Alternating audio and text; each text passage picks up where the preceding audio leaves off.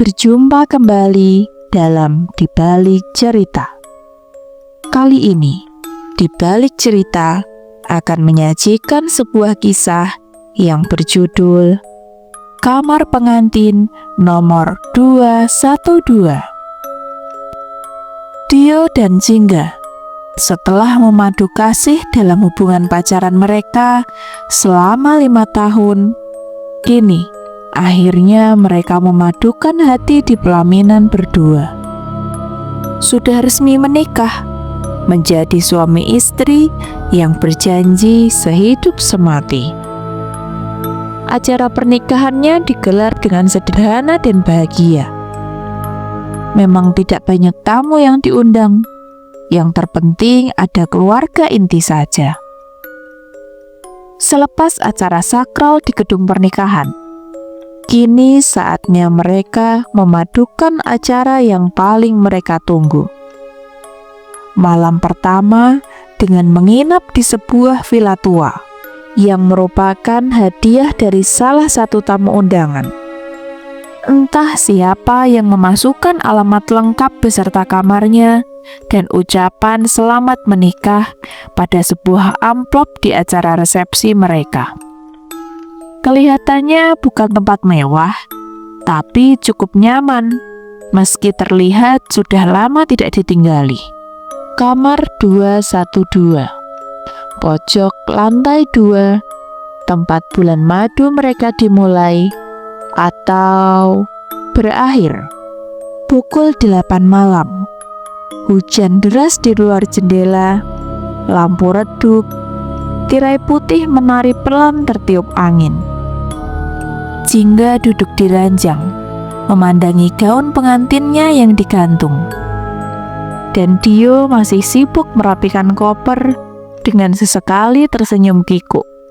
Duh, ini rasanya kayak malam sebelum UTS deh, tapi lebih menegangkan sedikit.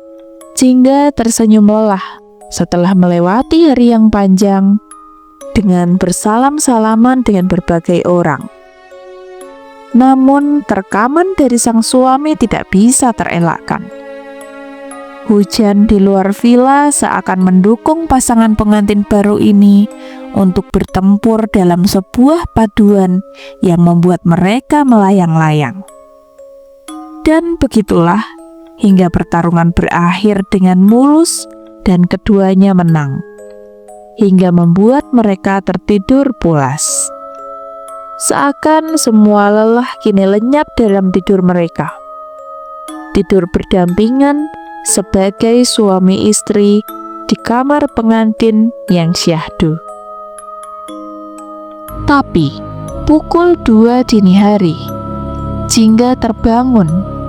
Antara sadar dan tidak, ia melihat gaun pengantinnya yang tergantung itu bergerak sendiri, bergoyang pelan, seperti ada yang mengelus dari dalam. Jingga mencoba memicingkan matanya. Mungkin hanya angin, pikirnya.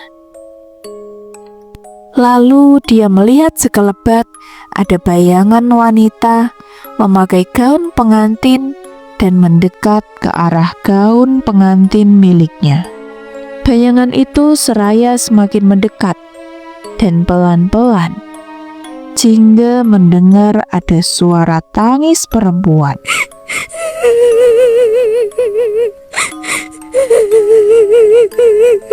Jingga membeku. Ia tidak bisa berbuat apa-apa. Setelah itu, ia mencoba untuk tidur kembali. Namun cermin yang ada di kamarnya tiba-tiba bergerak sendiri. Dan tiba-tiba keluar bercak-bercak darah dari cermin itu dan memunculkan tulisan, "Sekarang giliranmu." Entah apa itu mimpi atau bukan untuk Jingga. Ia pun kembali tidur. Malam berlalu hingga pagi harinya. Dio dan Jingga bersantai sambil meminum secangkir kopi. Jingga melihat sekeliling tidak ada yang mencurigakan. mulai dari cermin yang masih baik-baik saja tanpa darah dan tidak ada orang lain di sana. Jingga lalu bercerita tentang hal aneh yang ia alami semalam. Dengan gaun yang bergerak-gerak, dengan cermin yang bergerak lalu mengeluarkan darah dan tulisan. Tapi Dio menanggapinya dengan standar saja. Mungkin hantunya iri kali. Kamu cantik banget soalnya semalam. Lucu ya, sampai ada tulisan, sekarang giliranmu. Kayak mau antri jadi hantu aja deh. Mereka menanggapinya hanya dengan tertawa kecil. Hanya sebentar. Karena saat membuka lemari, gaun pengantin yang tadi pagi disimpan di lemari kini sudah tidak ada. Padahal jelas-jelas setelah mereka bangun, Jingga langsung meletakkan gaun itu di lemari. Malam kedua, mereka memutuskan untuk pindah kamar. Tapi petugas villa menyatakan bahwa kamar yang lain sudah dipesan dan penuh. Ya mau tidak mau, kamar 212 tetap menjadi tempat mereka bermalam lagi. Hingga saat malam kembali turun, suara-suara tangisan itu muncul lagi.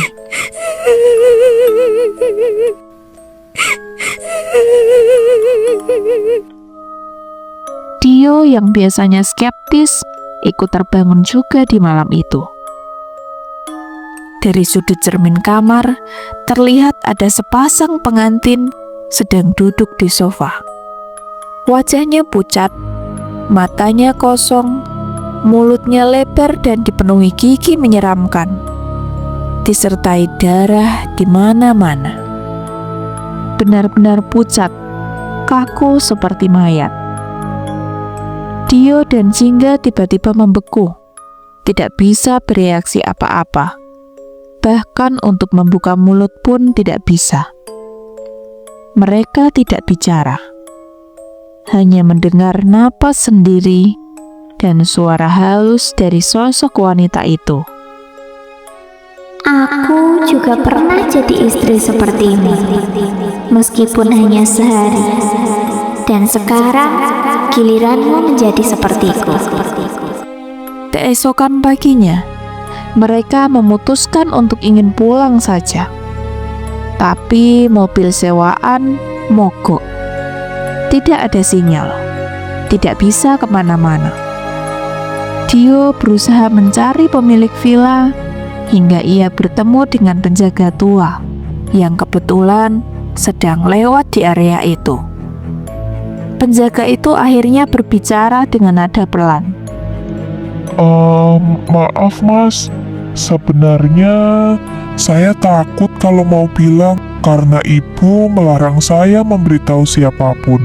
Sebenarnya, dulu waktu awal ibu mendirikan villa ini, pernah ada pengantin pertama yang tidur di kamar 212 milik mas itu. Tapi entah gimana ya, mereka meninggal di malam pertamanya. Kabarnya sih, si istri bunuh diri, dan si suami entah kemana juga tidak ditemukan. Tapi, sejak itu, setiap ada pengantin baru, ibu selalu menyuruhnya untuk menginap di kamar itu. Dan semua pasangan yang masuk ke kamar itu selalu hilang. Sudah berapa pasangan? 6. Kalian yang ketujuh. Mendengar penuturan si penjaga villa itu, Dio dan Jingga langsung buru-buru kembali ke kamar. Dio langsung menata semua pakaian ke dalam koper. Lalu Jingga hanya duduk sendirian, bingung. Ia duduk tepat di depan cermin. Dan di sana, ia melihat bayangannya sendiri sedang memakai gaun pengantin. Padahal dia hanya mengenakan piyama. Bayangan itu tersenyum, lalu mengangkat tangan, memegang leher, hingga terasa menyesakkan Jingga. Jingga tidak bisa bergerak. Dio yang menyadari hal itu langsung mengangkat Jingga dari depan cermin dan mengajaknya segera pergi dari kamar itu. Dan saat itu juga mereka baru melihat bahwa di pojok ruangan, di bawah meja, ada sebuah sesajen di sana. Sebuah tempat dengan sesajen lengkap dan penuh. Dio dan Jingga semakin tercengang. Mereka benar-benar harus pergi dari sana. Dan ketika mereka ingin meninggalkan kamar itu, tiba-tiba saja suara lirih menyeru, Sudah tahu ya? diikuti cermin yang bergoyang dan menampilkan dua orang pengantin baru tersenyum, tidak bergerak, mengerikan. Nah kawan-kawan, itulah tadi cerita Kamar Pengantin 212 milik Dio dan Jingga. Bagaimana pendapat kalian? Bisa tulis di kolom komentar. Dan pastikan sebelum video ini berakhir, kalian sudah menekan tombol like dan tombol subscribe agar tidak ketinggalan dengan video-video baru yang akan datang. Sekian dulu untuk kisah kali ini. Sampai jumpa pada video-video yang berikutnya. Karena di balik cerita masih ada cerita.